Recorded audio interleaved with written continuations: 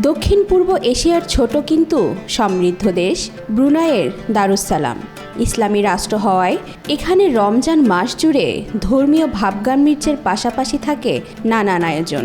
ইফতার ও সেহরির বিশেষ খাবার, ঐতিহ্যবাহী রীতি, রমজানের বাজার এবং দান সৎকার ব্যবস্থা দেশটিতে রমজানকে আরও মহিমান্বিত করে তোলে। ব্রুনাইয়ের ইফতারকে বলা হয় শোংকাই।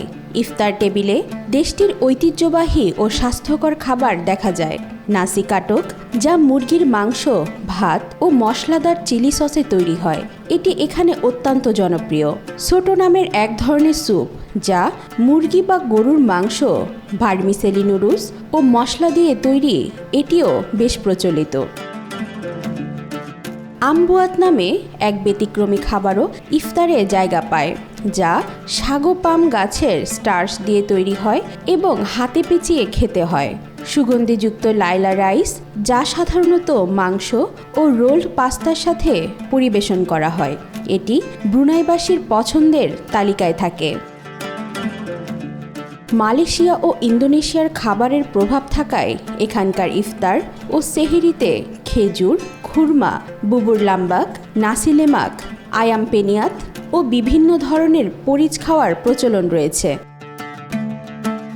ব্রুনাইয়ের রমজানের বাজার জমজমাট হয়ে ওঠে। রাজধানী বন্দর সেরি বেগুয়ানে বিভিন্ন স্থানে বসে বিশাল ইফতার বাজার, যেখানে ঐতিহ্যবাহী খাবারের পাশাপাশি বিভিন্ন আন্তর্জাতিক পদ পাওয়া যায়। বাজারে ফল, মাংস, মশলা ও মিষ্টি জাতীয় খাবারের বিশাল সমাহার থাকে। সন্ধ্যায় ইফতারের সময় জানাতে বেদুক নামে এক ধরনের ড্রাম বাজানো হয় এবং কামানের গোলা ছোড়া হয়। 2014 সালে দক্ষিণ পূর্ব এশিয়ার প্রথম দেশ হিসেবে ব্রুনাই শরিয়া আইন চালু হয়। অফুরান সম্পদ ও প্রাচুর্যের মধ্যে থেকেও পবিত্র মাহে রমজানে সিয়াম সাধনায় মগ্ন থাকেন ব্রুনাইয়ের মুসলমানরা।